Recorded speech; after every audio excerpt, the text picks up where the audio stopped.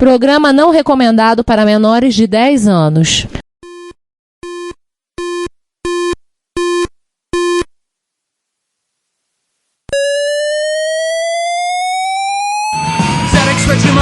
Dragon Vic and R1, Commodore 64, Amsterdam and Acorn Electron, cheaper BBC Micro.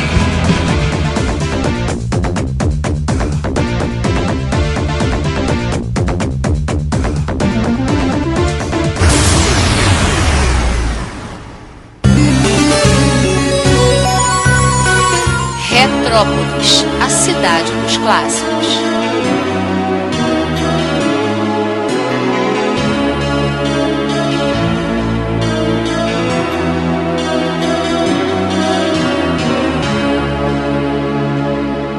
Bom dia, boa tarde, boa noite, sejam todos muito bem-vindos ao episódio 155 do podcast Retrópolis. E para abrir este episódio eu vou citar as sábias palavras de Vladimir Lenin, que disse: o que é assaltar um banco comparado com chavear um banco?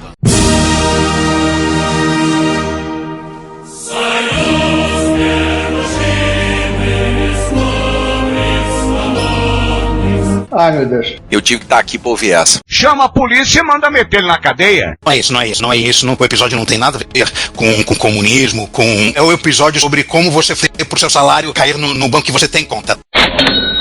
Tá? Peraí, também não é isso, não?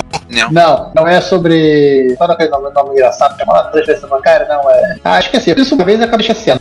Não tem dia assim. A opinião é que tem dinheiro, né? Então, e esse episódio não é sobre dinheiro, mas é sobre bancos. E é sobre chaveamento. Isso. E é sobre mudar coisas para lá e para cá. É quase igual um banco. Ou seja, é um episódio sobre mudanças. Não, desculpa. Isso, mas sem caminhão. A gente fala de enrolar, nós vamos fazer um episódio de falar sobre memória. E não vamos fazer aquela piada do computador que não tem memória, tem vaga lembrança. Pô, cara, de novo, cara! Pedro, cara! Tá, pelo amor de Deus. Não me poupem dessa. Aliás, é exatamente o oposto. É sobre computadores que têm mais memória do que deveriam ter. Isso, eles querem ter muito mais do que uma vaga lembrança. Porque basicamente Aliás, peraí, a gente tá aqui falando um monte de abobrinha e esquecemos, né, do principal, né? Nós apresentamos. Isso é o principal? Nossa memória falhou e não nos apresentamos. Não! Estou aqui eu, Juan Carlos Castro, e... Eu, como é que é meu nome? Ricardo Pinheiro, memória falhando. Eu aqui, Giovanni Nunes. E agora, se podemos seguir adiante, falar que esse é um assunto de memória, e lembrar que memória é uma coisa que nunca é demais, obviamente, exceto quando você usava o Windows 98 e colocava uma máquina de serventia de RAM no seu computador e ele ficava falhando. Nossa, eu lembro disso. Só porque ele usava o dobro da espaço para mapear as páginas de memória acima do buraco do Barnett. Jesus, pior que eu me lembro disso, socorro. Só botar mais memória e a máquina ficava mais lenta, socorro. Mas uma coisa é fato, ouvinte. Memória nunca é demais. Quando o aluno vem me perguntar: professor, tô botando um computador novo, quanto você deve colocar de memória? O quanto o bolso do seu pai puder pagar? Sabe as palavras. Por que não o bolso dele? Porque eles não têm dinheiro, quem vai pagar é o pai deles. Afinal das contas, na idade deles, quem pagou o seu computador foi seu pai, não foi você. Não, foram meus avós. Garotinho criado a leite com pera! Então foram os pais dos seus pais, pronto. Mas o aluno tem 2 bits pra quê? Mas a limitação que é o mote deste episódio não é dinheiro, é barramento de endereços. Calma, eu explico. Se você tem um computador e ele tem memória, como é que os programas acessam a memória? Tem um monte de pininhos saindo do microprocessador e cada um deles é um bit de endereços. Se você pegar todos os pininhos de endereço que esse processador tem e fizer 2 elevado a esse número, você tem quanto de memória? No máximo, aquele microprocessador pode endereçar em bytes. Os micros clássicos, que a gente mais fala que são os micros de 8 bits, eles tinham 16 pinos de endereço no microprocessador, então eles só podiam acessar 64K. 2 elevado a 16 dá 65.536, mais conhecido como 64K. Mas tio, eu queria que o meu computador tivesse mais do que 64K, mesmo ele sendo movido a Z80 ou a 6502 ou a 6809. Como faz? Essa é a questão. Aí que entra o tal do bank switching, né? Que é uma gambiarra, quer dizer, uma técnica para fazer brotar mais memória no lugar que não deveria ter mais. E mais ou menos é o quê? Você colocar um circuito que pode ser comandado pelo microprocessador por uma porta de entrada ou por um endereço específico, que ele seleciona dos muitos e muitos Ks ou megas que estão instalados na placa-mãe, quais 64K vão ser vistos de cada vez. Então, o processador pode enxergar uma quantidade potencialmente limitada de memória, só que 64 cada vez. Você vai fazer uma soma de 1 milhão de registros, mapeia estes endereços aqui, eles são visíveis, soma, mapeia outro, soma, mapeia outro, soma, e pá, você, por exemplo, fez uma soma de itens numéricos numa planilha gigantesca que tem muito mais do que 64 KB, e aí a coisa funciona, como se fosse um processador capaz de endereçar mais. Só demora um pouquinho mais, né? Aliás, não só necessariamente 64K, depende muito da arquitetura da máquina. O espaço que você tem para mapear é bem menor que o 64K. Sim, porque sempre tem coisas que precisam estar presentes o tempo todo, como, por exemplo, o sistema operacional. E não devem sair dali. E não devem estar lá fora, sair dali. Então vamos começar com o cara que mais ou menos começou com isso, ou pelo menos, se não inventou, né? Acho difícil ter inventado isso. Ele meio que popularizou por motivos óbvios, né? O Atari 2600. E nesse aí a situação era muito mais crítica, porque ele não tinha 16 pinos de endereço, tinha só 13. Então a quantidade de memória máxima que ele poderia endereçar é 8 KB.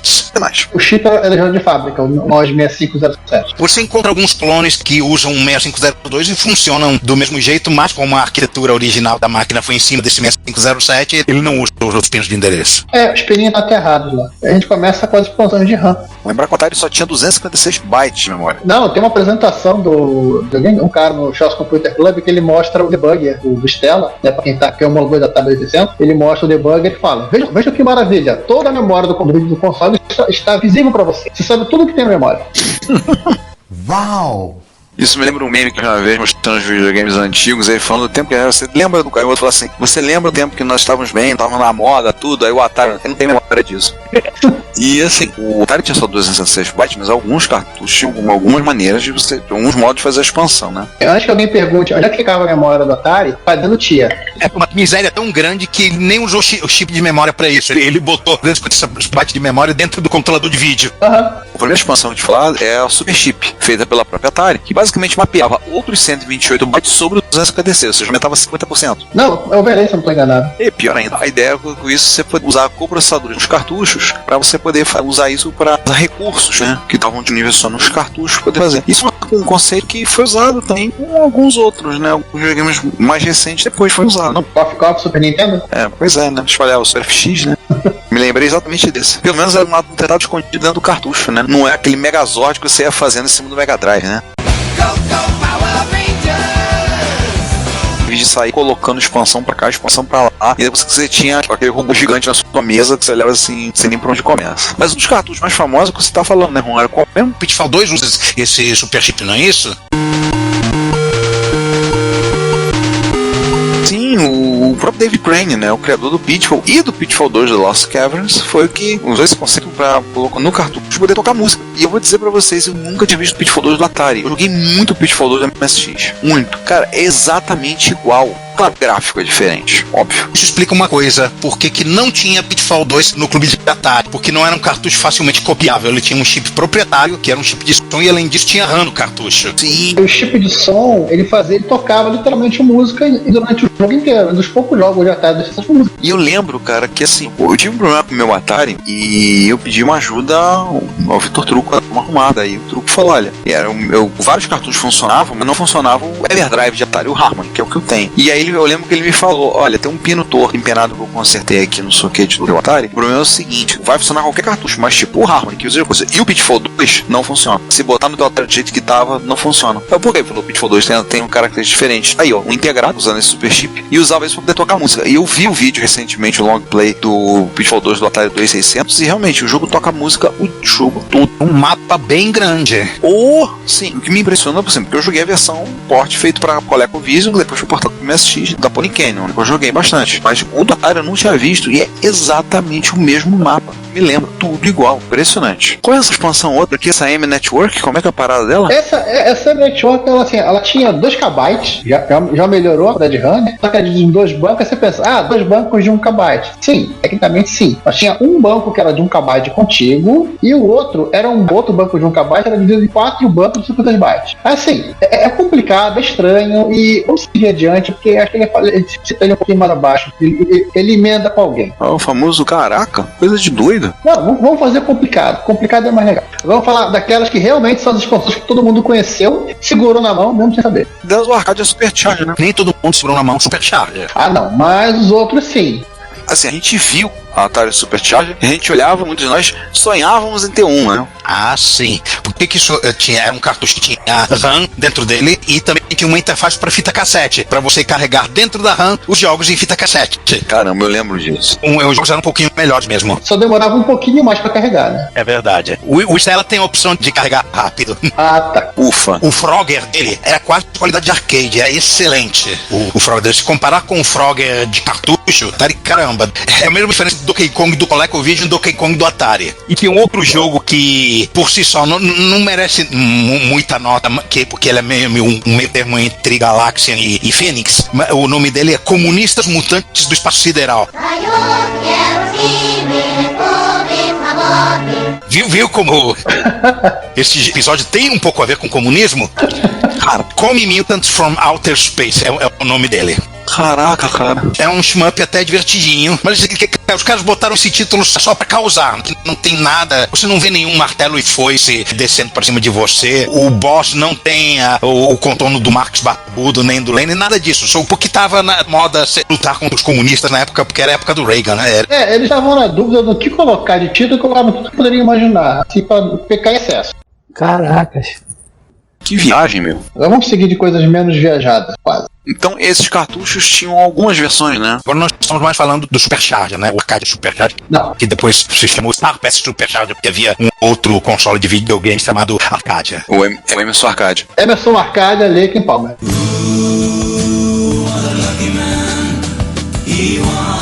Era um quarteto. Mas voltando aos cartuchos normais, agora, existia cartucho de 8K, mas o endereçamento inteiro era 8K e precisava ter pelo menos um tiquinho de RAM. Que técnicas foram desenvolvidas? Um monte. Só lembrando, essa aqui é tipo o Mega ROM dos Atari, né? Você tinha algumas versões, né? Tinha o F8, né? Que era padrão, que era um banco de 4K, alternado acessava um endereço de memória, então você acessava o endereço de memória. Um FF8 pegava o primeiro banco, um FF9 aceitava o outro banco. Então, ao você entender como porta, você passava a mensagem e chaveava entre os bancos?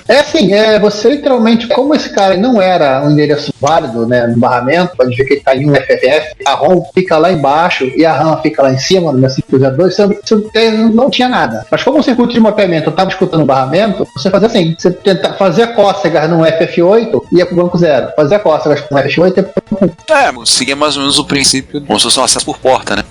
Só que não tinha porta, então os pessoas que a gente conhece, que são os da Intel e das Zilog 80, eles têm um barramento específico para entrada e saída. No 6502 e nos da Motorola, não. Você tinha que reservar um endereço de memória, em vez de ser memória, eles têm um dispositivo. Cara, muito doido isso. A outra técnica de mapeamento de cartucho é a técnica FE, que ela foi usada assim pelo Robotank e pelo Decato. Robotank parece um jogo que eu gostava pra caramba. Um dos meus favoritos do Atari. Nesse, a coisa já aumentava a complexidade. Ele não via só o barramento para memória, porque ele não via o barramento, estava o endereço de comando que está sendo executado no 6502. Aí você usava o JSR para acessar o banco 1 e o RTS para voltar para o banco 0. Nossa. Somente uma instrução, se não estou enganado, para fazer esse tipo de coisa. Fica até menor. Sobra memória. Quem tá ouvindo e que conhece um pouco de assembly, mas não conhece de Atari, pode ficar assustado que tá reservando instruções tão básicas como JSR e RTS para fazer um negócio desse. Só que a programação de um jogo no Atari praticamente não usava subrotinas, não usava stack.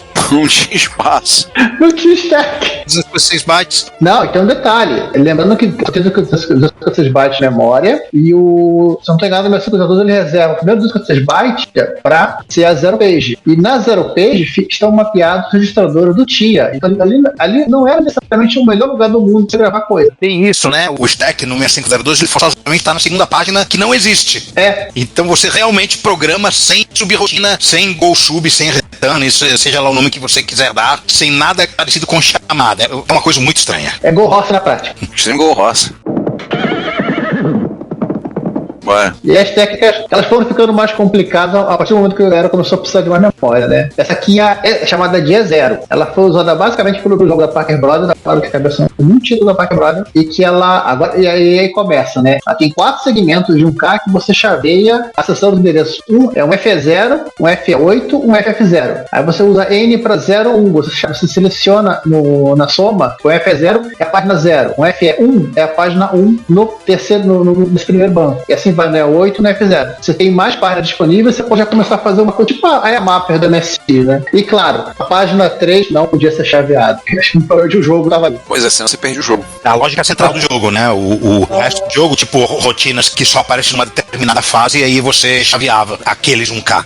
Senão o teu jogo, realmente, você ia e não voltava nunca mais, né? Igual aquela sopa lá do episódio do taxidermista do Pica-Pau. Nós a chamamos vai e não volta. Ainda tem mais notícia aí. Agora vamos sofisticar a maluquice. É a técnica 3F. A 3F seria parecida com a anterior, só que em vez de só tem 4 bancos de 2K. E você acessa usando o STA, né? Que é o Store. No valor do acumulador, nós só usamos os bits 0 e 1 em 3F. Tipo, literalmente o teu processador é vigiado pro circuito de mapeamento, né? E aí, como eu falei antes, né? Esse circuito de memória está usando aquela parte da memória que também é reservada pelo TIA. Mas como você começa em 4.0 o registrador do TIA, você pode desgravar à vontade no 3F. E o principal, para quem gosta de customização, né? Só usar no 74S e no 73 para implementar o circuito. Se eu não soubesse, eu diria que o Oz fez esse circuito. Com isso, a gente encerra os cartuchos de 8K e vamos além. Socorro, cara, 12K, usados pela CBS.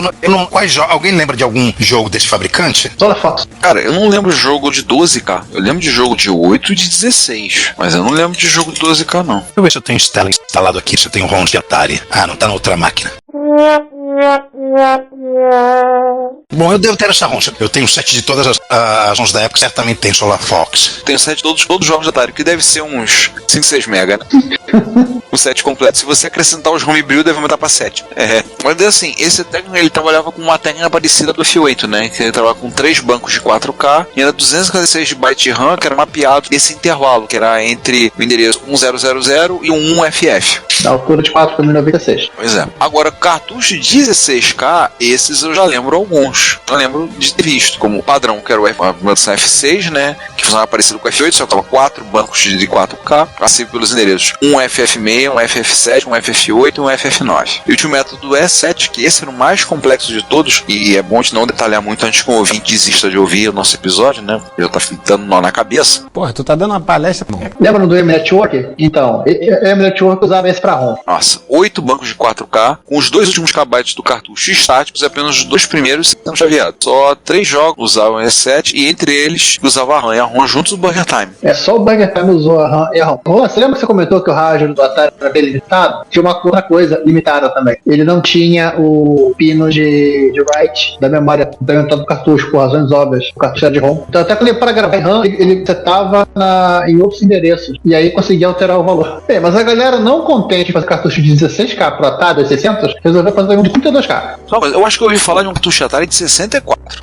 Tem mesmo. O mais legal é que é a inversão bazooka. Não era um cartucho com várias ROMs, aquele esquema antigo, não. Era um jogo, acho que me lembro de um jogo de Atari ter visto um jogo de 64. Mas homebrew? Eu posso estar errado. Você tá errado. Eu acho que o Caçador da Perdida era 16, né? Era, se eu não me engano era. Pra caber aquilo tudo, eu nunca passei da fase 6. Nunca passei dos platôs. Agora, o mais impressionante é que em 1990 foi lançado um jogo para Atari 2600 pela própria Atari. Foi o último jogo da Atari naquele período, né? É o Fatal Run. Ele saiu para 700, passou para 2600.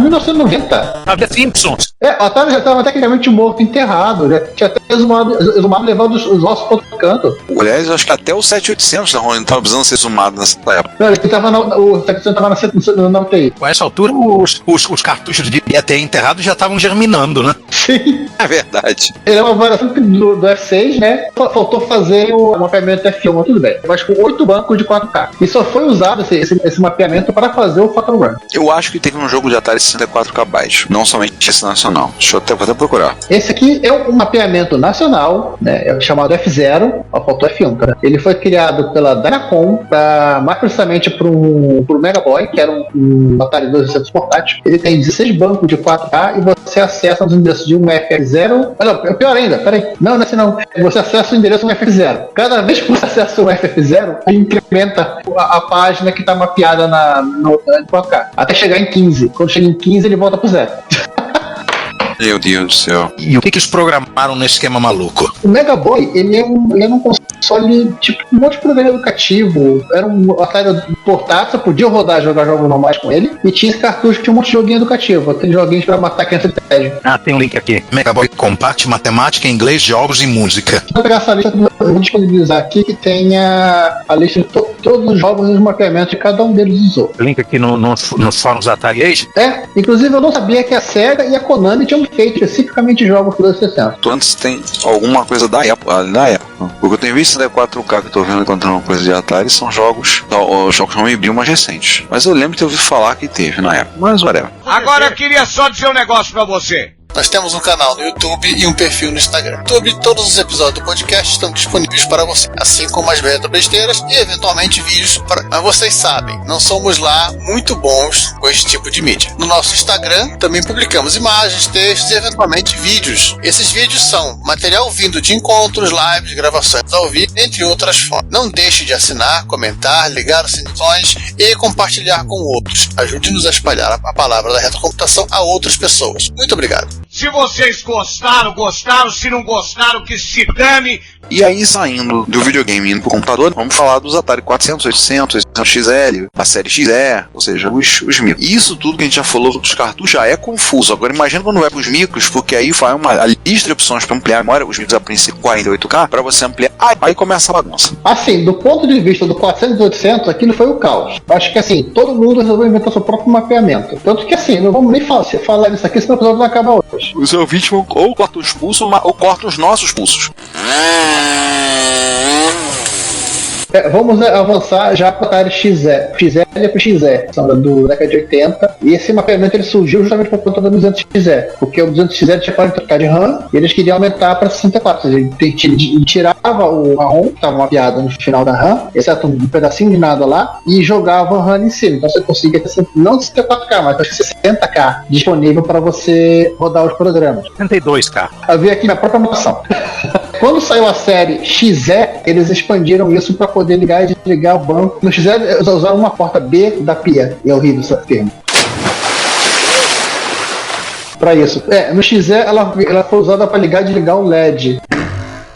Ela foi usada para mapear 128K, que é aproveitando um dos pinos que no 1200 era usado só para ligar, para acender e pegar um LED. Então eles passaram a conseguir ter 128K no Atari 8-bit, que ficam, as páginas são mapeadas entre os primeiros 4000 e a 000, que dá a página de 16K. E aí, assim como aconteceu lá no Atari 8-bit, que era um monte de paginação maluca, aqui também, né? O pessoal começou a expandir um pouquinho. Tanto que hoje o pessoal consegue mapear 4 MB de RAM no Atari XE. Jesus. E quem tiver interessado, você tem a plaquinha do Lotarec que vai até 1 MB de RAM. Assim, eu só vou falar o seguinte, eu só não sei o que você faz com a Atari 8-bit com 1 MB de RAM. Não tem aquele jogo que você move os recintos onde você tá e você tem um mapa vendo tudo, que é um... Ridículos reality. Não, ele é...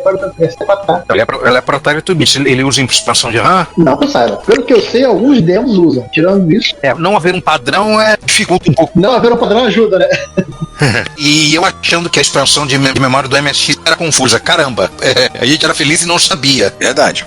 Dá o teu recado aí. Nosso site e podcast são gratuitos, o que significa que você gasta nada para visitar o nosso site, assistir o que temos no nosso canal do YouTube, ouvir nossos episódios, nada. Mas isso não significa que não tenha custos, pelo contrário. Nós da equipe investimos tempo, conhecimento e dinheiro nossos para entregar a vocês o melhor conteúdo que pudermos proporcionar. E nós não pretendemos poluir nosso site com anúncios, ainda mais em tempos onde bloqueadores de anúncios são fatos da vida da internet hoje em dia. Então, pedimos a vocês que colaborem conosco para o sustento dessa nossa iniciativa cosmopolita. Você pode pagar o IPTU, sim, o Imposto Predial e Territorial Urbano da cidade de São Tramiel de Retrópolis. Mas aqui, o tributo é facultativo e o valor é baixo. Logo, pedimos uma contribuição no valor de um cafezinho ou de uma garrafa térmica cheia de café. Na página relacionada no nosso site, você pode encontrar maneiras de você contribuir. Agora, se você doar o valor de alguns cafezinhos, você poderá receber um brinde nosso, um cordão de crachá ou de pendrive, a sua escolha. Se o valor for ainda maior, você ganhará, além da nossa gratidão, uma camiseta. O frete é por nossa conta. Nós temos também QR Code para depósitos via Pix, temos a nossa chave Pix, além de botões para doação pelo PagBank, pelo PayPal, pelo Mercado Pago. Então, contribua pagando o IPTU como um legítimo residente de Retrópolis. Você também pode ir para o link de loja no menu superior do nosso site e adquirir no Mercado Livre ou no Shopee algum dos itens que vendemos: camisas, cordões, adesivos,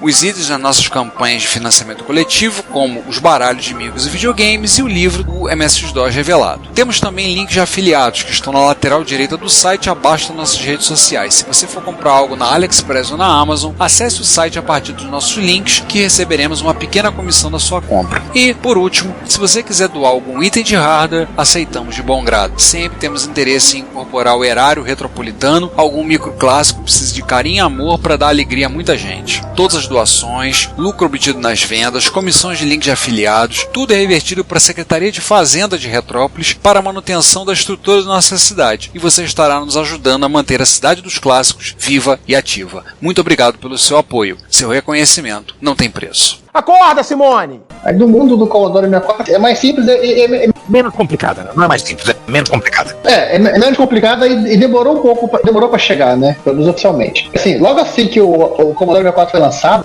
lá no meio da década de 80, o Paul Bozak, ele publicou um esquema de como ampliar a memória do Commodore 64 para 512K. Depois ele revisou o circuito e expandiu para 1 MB. Sei lá, por volta de 88. Aí ia ser um Commodore 1024. Isso, teve 24. Só que, sim, era mais uma curiosidade, né? Aí todo mundo queria expandir a memória, então ela expandia e depois ficava só olhando a memória expandida. Na época do GEL, a Berkeley Software que ela lançou um cartucho chamado GEL RAM, que tinha 512K. Só que assim, ela fez para facilitar a vida dela, para a aplicação que está desenvolvida. Então você mapeava espaço de 256 bytes, bem fragmentado, dentro de bloquinho de 16K. Caraca. Uma pasta de memória de EDF. Queria tentar beber água de uma piscina com um canudinho, né? Quase isso. Por aí mesmo. 2 elevado a 14, por 2 elevado a 8, 2 elevado a 6, 64 blocos. Mas para a aplicação, o que eles usavam no GELs, devia ser uma coisa muito mais prática, porque assim, quando você trabalha com arquitetura de sistema profissional, quanto menor o tamanho da página, menos fragmentação você tem. Você consegue ter uma otimização do consumo. E isso aqui, no mínimo, devia ser uma memória de armazenamento extenso. Tipo, o cara está digitando texto, então até consegue ser mais fácil de fazer o shift, né, do cara descendo as páginas, conforme ele vai digitando. Claro, limite teórico de 4 MB em pagininha de 256 bytes. E o principal, né? Os registros são apenas de leitura. Você tem que manter a cópia que você está fazendo na memória. Onde você está usando? Para que você não quer dizer só de escrita? Não, você de escrita, Está escrito aqui só para citar, porque você não consegue ler a página para saber que valor ela tem. Isso é um problema que vai aparecer em várias arquiteturas. MSX, ok. Não é problema seu. Você que tem que deixar a cola. Já colou para se formar, continua fazendo colando. E esse aqui não foi uma expansão de RAM na base do backport. Quando saiu o Commodore 128 do Hurd, ele também desenvolveu a expansão de memória do Commodore 128. E ele criou expansões externas, que é a Creu, não Creu, Hell. E o Rank Expansion Unit. É Commodore e Hell, né? Então é Creu.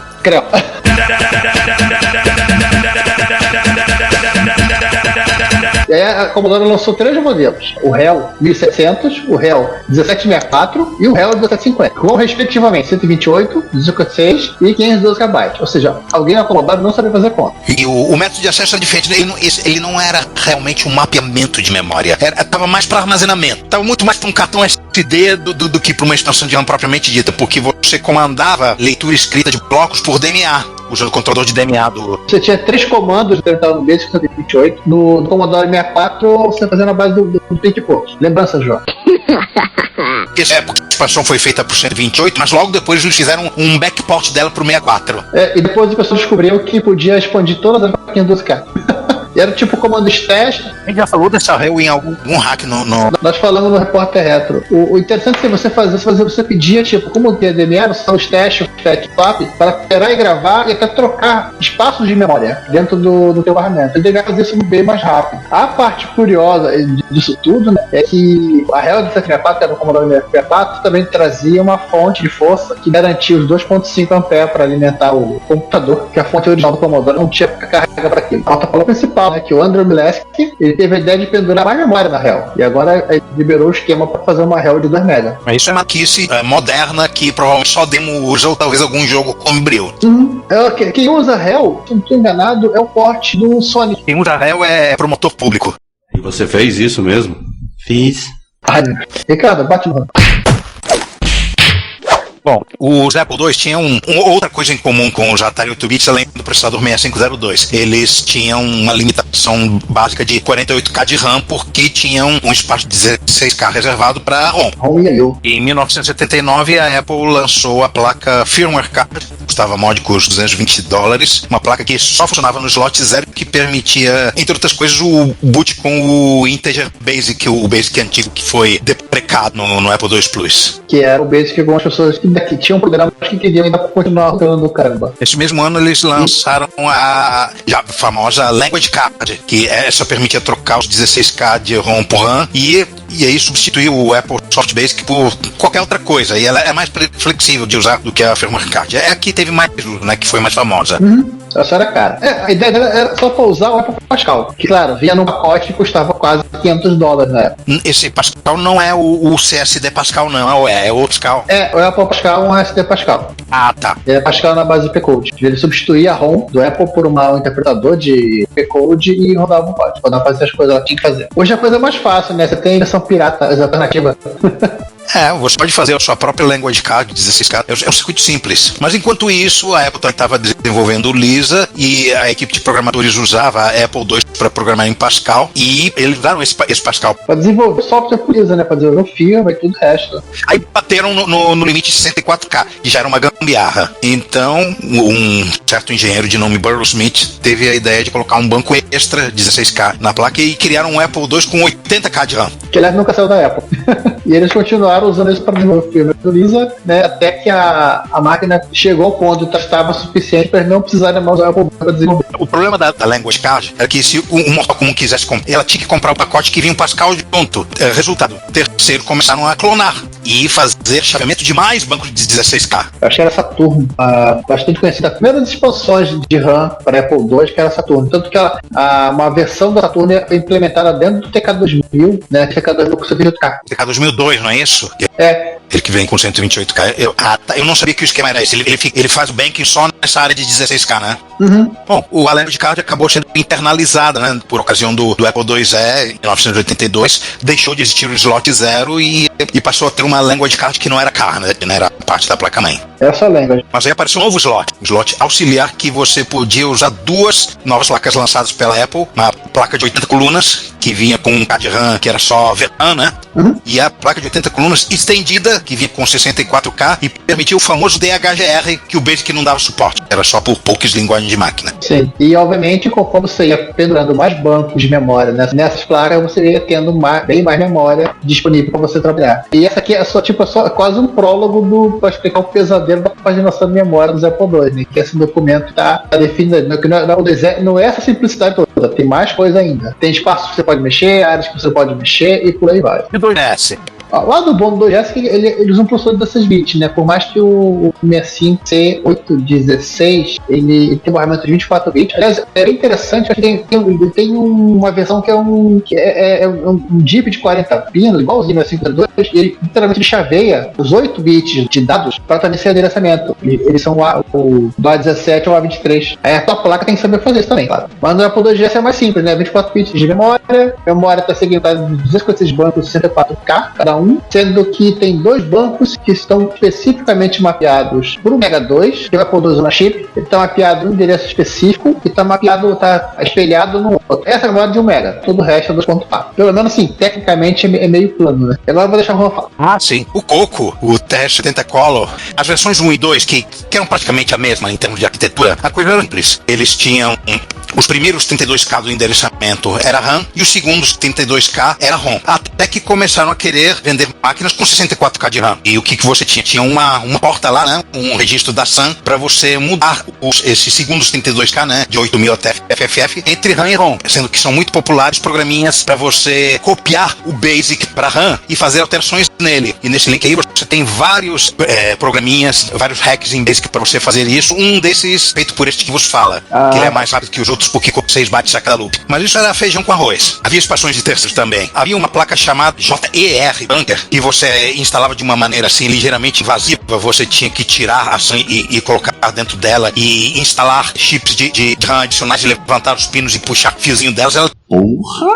A documentação dela você acha no site computerarchive.com. Aí nós temos um link pro manual do usuário. Basicamente, o que ela fazia? Ela... Pera aí, Juan. 28 páginas de documentação. O cara tinha que também fazer o curso antes de pensar em instalar a placa, né? Esse não é um manual de montagem, né? Tem outro manual que tá no diretório do Computer Archive, que é o manual de montagem. E tem outro manual com listagens do software. Mas o que ele fazia? Ele basicamente, ele podia ter 256 ou 512K de RAM e você podia chavear bancos de 32K. Só que de uma maneira meio limitada. Você tinha bancos de 64K e cada um desses bancos de 64K, a metade inferior você só podia chavear na metade inferior e a metade superior só podia chavear na metade superior. Então você tinha que fazer certos malabarismos para poder usar a memória. Mas ele tinha uma coisa muito interessante. Você podia setar independentemente qual banco de memória era acessado pela CPU e qual banco de memória era acessado pelo VDG. Então você tinha uma quantidade gigantesca de páginas gráficas.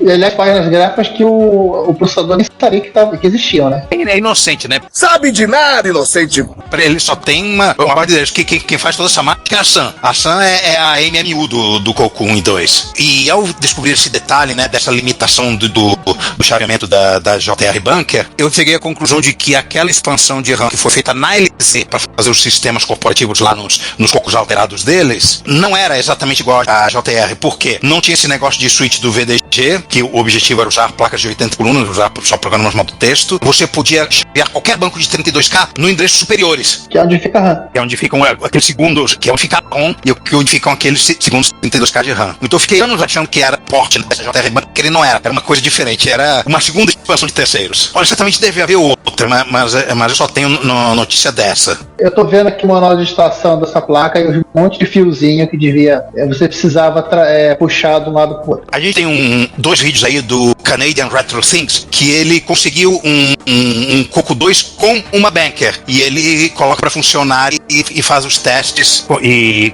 consegue resolver o defeito da Banker, que o computador estava funcionando só com 64K normais. É um vídeo que poderia estar na seção Rise From Your Grave, mas ele escapuliu do Repórter Retro e veio para um episódio, então tá aí ele, o vídeo do Canadian Retro Things usando e restaurando uma Banker. Mas só pela camisa havaiana, o Canadian Retro Things ele merece aparecer no Rise From Your Grave. Aliás, o que acontece com os norte-americanos, pelo visto canadenses também, depois da sua cidade, passam a querer usar a camisa havaiana. E se mudar pra Flórida, né? Eles acham que são turistas. Aliás, como dizia o Seinfeld no episódio, que eu não sei como é que esses idosos vão morar na Flórida, como eles aguentam esse calor todo desse estado. Ah, não, eu quando ficar velho, quer dizer, mais velho, né? Eu quero me mudar para um lugar frio, não para um lugar quente. Mas suas juntas vão ficar doendo. No calor tudo dói em mim. Quero frio. Ah, tá bom. Como esse não é um podcast sobre planos de aposentadoria, bem. Vamos falar do Coco 3, porque no Coco 3 a coisa ficou muito diferente.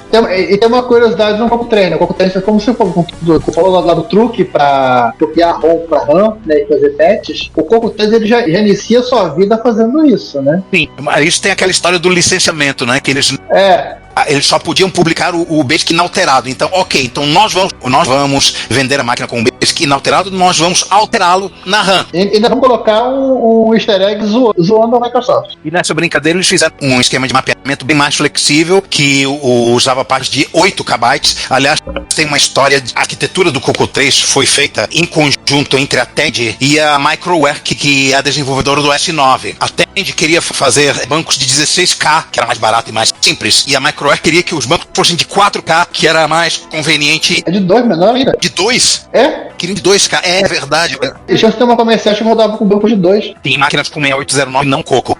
Aí no final das contas acabaram chegando em 8K. Isso, cortesia do John Prickett, que literalmente é o pai do Coco 3, em todos os aspectos. A Prickett não explicou, né? O Coco 3 ele tem a memória dele dividida em 8 páginas de 8K, e a MMU cuida de gerenciar até 512 KB de RAM para caber nesse troço. E o legal é que assim, como isso aqui dá quanto?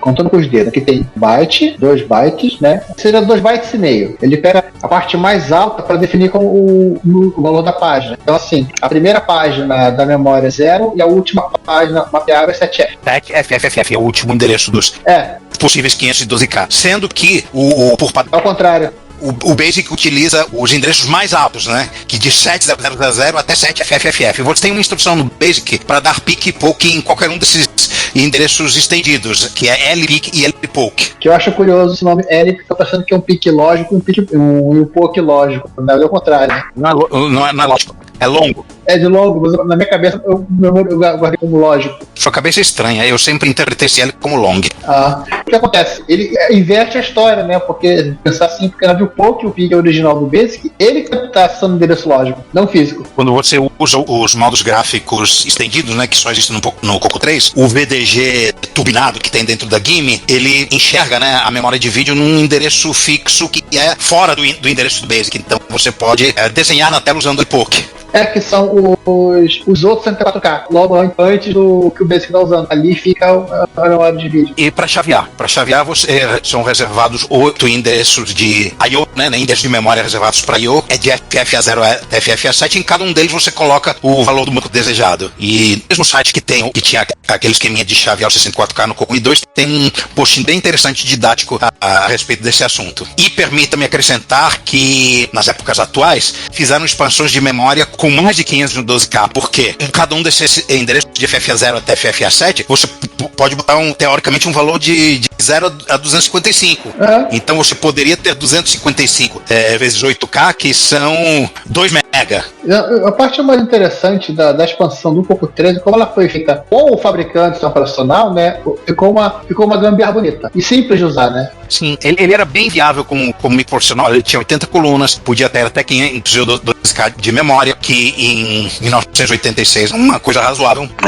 Era um micro que profissionalizável. Só que a Tandy já estava em outra, né? A Tandy estava na vibe Tandy 1000. Acho que no episódio do Coco 3, eu coloquei um link sobre não surgiu por conta do S9, né? O cara ele usando o Coco dele, né? Com ele bonitinho, lutando no S9, depois ele pegando o Apple II, e esse Apple II ligado ao Coco 3 via porta serial, ele dando boot no terminal para rodar uma outra seção do S9. Usando um cartucho de serial no Coco? Em tese você poderia até botar terminais no Coco 3 de menos de 200 dólares. E sim, o OS9 era quase um Unix. Hoje em dia é o Nitro S9. Sim, ele é a versão open source do S9. E é impressionante. Que, inclusive, ele tem duas coisas que o S9 não tinha. Na verdade, 3, além de ser open source. Ele pode usar as instruções adicionais do 6309 e ele pode usar essas expansões de memória com mais de 500K que o pessoal anda fazendo. Realmente é quase um microprofissional. Só falta ter um tecladinho numérico. Gabinete monitor. E LED. Aí não é profissional, aí é gamer. Aí só comentar o FPS. Sim. Depois eu vou procurar esse vídeo do Timão do Tarro. Sim, por favor. Se você achar, vou pedir pra você, Ricardo, botar no post, tá? Sou eu que faço o post. É o César. Quem faz o post? Passa pro César. César, bote no post. Vamos passar pro Spectrum. Bora! Computador de verdade agora. Então... Que viagem é essa, velho? Ricardo, bate no Giovanni. Não, a gente simplesmente ignora. Ele, na falta da melancia, faz só aparecer. Olá, eu sou Robson França, entusiasta do site Morote, e você está na Retrópolis. Seja bem-vindo.